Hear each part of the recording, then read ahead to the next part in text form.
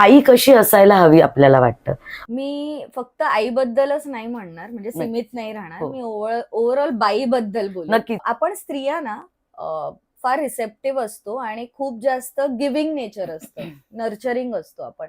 आणि हे सगळं करत असतानाच स्वतःसाठी जगायला आपण कुठेतरी विसरून जातो. बरोबर. आणि मी म्हटल्याप्रमाणे हे सासूबाईंच्या बाबतीतही झालंय. हं. आपणही त्याच मार्गावरती आहोत हां, आपली पिढी. बरोबर. ओके. हं. आपण ऑफिसमध्ये ॲक्टिव्ह आहोत किंवा आपला थोडासा छोटासा सर्कल आहे. आपण तिथे थोडासा आनंद शोधायचा प्रयत्न करतोय.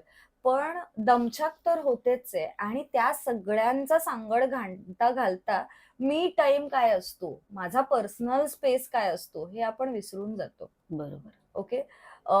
आठवड्यातून एकदा रविवार सगळ्यांना मिळतो. पूर्ण फॅमिली मेंबर्सला आणि सगळे खरं म्हणतात, आहे. "माझा रविवार आहे." हो, हो. प्रत्येकाला आराम करायचा असतो.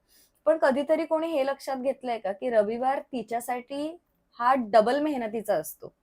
कारण सॅटर्डेपर्यंत ती शनिवारपर्यंत ती पूर्ण कामात गुंतलेली असते. रविवारी तिला हं. बऱ्याच कामांची तयारी करायची असते, घर सावरायचं असतं, प्रत्येकाच्या आवडी-निवडीनुसार स्वयंपाक करून त्यांना जेवायला घालायचं असतं.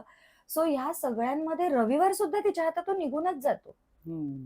मग तिला तो पर्सनल स्पेस कधी मिळणार?